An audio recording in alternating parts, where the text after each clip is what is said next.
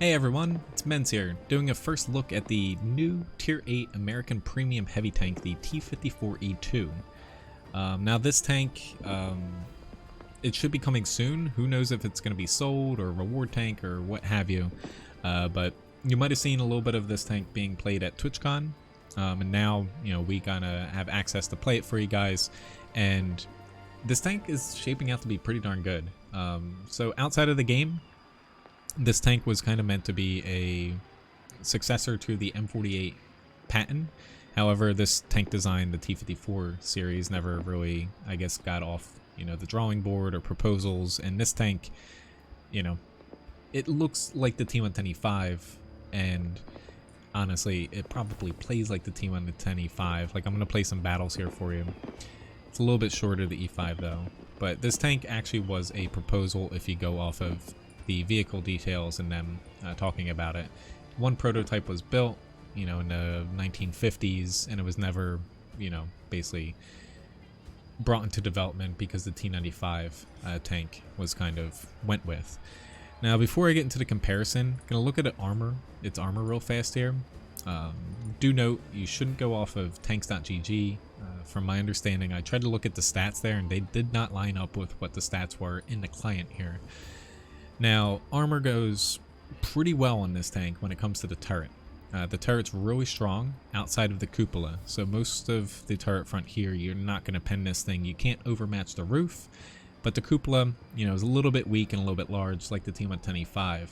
Albeit tier 6s will struggle penning this, tier 7s, and once you use the 10 degrees of gun depression, it's pretty darn hard to hit this thing. Hull-wise is okay. It's not as strong as some other tier 8 heavies like the T32 or the Patriot, but it's definitely workable. But this tank's mainly meant to be like a flexible heavy and kind of a blend between a heavy and a medium. So let's get into comparison here. Again, you can't add it to the comparison tool. And Tanks.gg, the values looked wrong to me. Like it didn't even have the right damage per shot. Now, with that in mind, this configuration, I'll pull up the stats here for the T54E2 in a second. I have equipment on it, just vertical stabilizer, rammer, and optics, and camo, because that's kind of what I had in the garage here for the T54E2. And popping up the stats here, we got ourselves, that empty slot over here is the T54E2. So looking at, which let me get that fixed here. So looking at the numbers here, 360 damage per shot is pretty awesome. It's not the highest, it's not the lowest, but comparing it against, say, the Patriot, which this tank is going to be, I feel like, a little bit more flexible than the Patriot, but it sacrifices a little bit of armor protection. 360 damage is pretty nice. When you're looking at the penetration, that's pretty well, pretty well off here. It's not T32 levels with 198 millimeters pen. It's a little bit less than the Patriots, and the premium pen is about 257, I believe, with an APCR shell. So penetration's nice.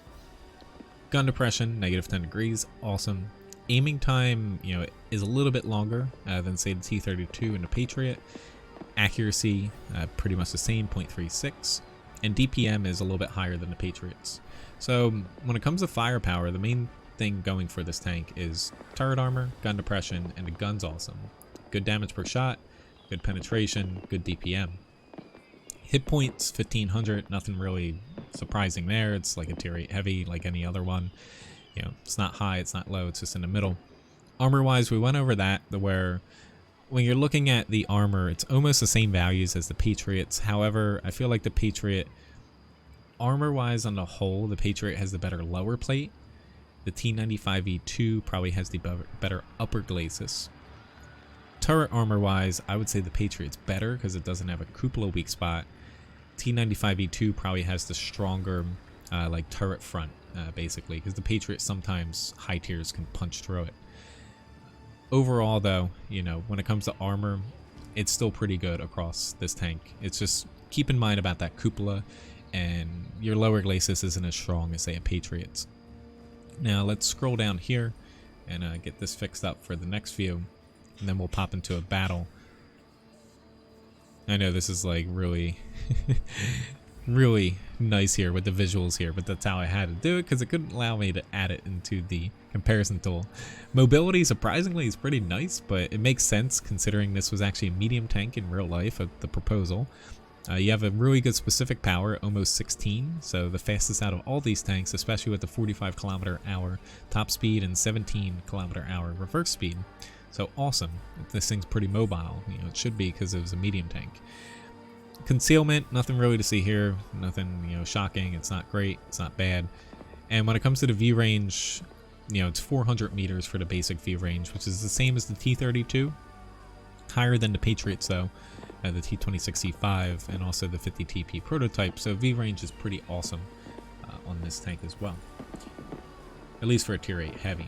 Alright, so let's get into a battle here and see how this goes. Making sure I'm not forgetting anything. I'm like, did I forget to put something on this? This is why I'm making a first look at this tank. I've looked over the stats and whatnot, especially because it came up during TwitchCon. Haven't gotten to play the tank yet, but I figured might as well do a first look at this tank and see how it goes. You're going to see the good, the bad, and the ugly with this battle, depending on what map or matchmaking we get. So good luck to me here. Stat-wise, though, like, when it comes down to this tank, it looks like it's going to play like a T110E5, just down-tiered Tier 8, respectfully. Like, it has the cupola weak spot. It's got, you know, the gun depression, albeit it's got 10 degrees of gun depression. The E5 only has -8, which still shocks me to this day that the E5 still doesn't have the 10 degrees of gun depression that it basically was designed to have. But that's for another video. But, you know, this tank is going to remind a lot of people of that tank. And looking at its stats, you know, being mobile, having, you know, the hold down potential, albeit it's better than the E5 hold down with that extra gun depression. And I feel like for Tier 8, the turret armor is better for its tier. You know, you kind of can make comparisons to it to where crew training wise, this is going to work out for that line. It looks like with the crew size, albeit it won't fit every crew, but it will fit the E5s. And gameplay wise, you don't really see too many like hiccups on the stats. Like most American tanks are pretty nice in the sense that they're kind of like generalists, like jack of all trades. And this tank kind of seems to keep that kind of motto to where your gun's nice, you know, and looking at like the on the move accuracy of this thing, like holy freaking crap, like this thing's pretty accurate while moving around here. Like I don't notice that much of a bloom at all, to where you're going to be able to pump out damage, and it's nice having the slightly higher alpha than say a Patriot. And you know, this tank's shaping up to be, just looking and going off of the stats, a pretty nice addition to your garage. If they sell it or if it's a reward, who knows.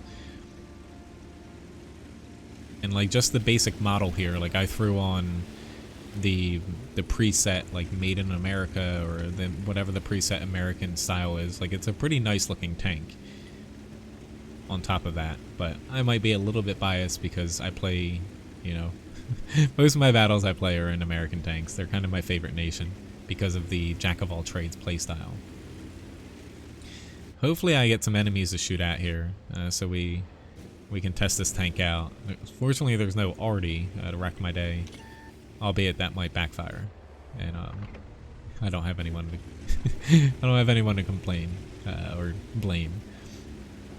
Oh man, I might have picked the wrong flank here. Oh god, help me! I'm like literally sitting on a ridgeline, like in full view of all their TDs and stuff.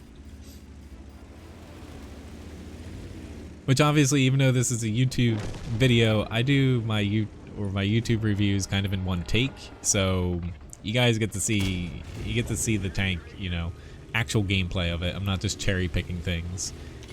Good team, bad team, good Cody gameplay, really bad Cody gameplay. You never know what you're gonna get with me. Let's try out the albeit the APCR shell might be worse here for me. The TL1 LP or TL1 LPC though, that tank's name screws me up so much for some reason. He's probably like, what the heck is this thing? I feel like at first people were gonna be like, why is there a T110E5 in my battle? But yeah, he's probably like, I thought I was the new tank. I literally just recorded that video right before this take here. Oh, I critted him. But my team is not doing too great. Thank God this isn't a real review.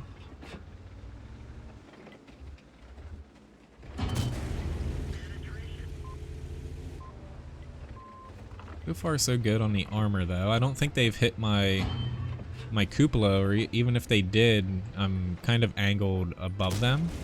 So they bounced off of it. That's where shooting up at that cupola, albeit it looks weak, it does seem like it's gonna be a little tough for people to pen with standard shells. They're gonna tag team me now though, so let's get that guy away. Alright, I was hoping this guy would. Yeah, he's gonna circle me. Oh wait, he didn't. Ah, he's holding the shot now. Oh well, good game, T44. You chose the right time. Oh, it's not mobile enough to keep up with him. Anyway, that was a quick 28, almost 2,900 damage in this thing.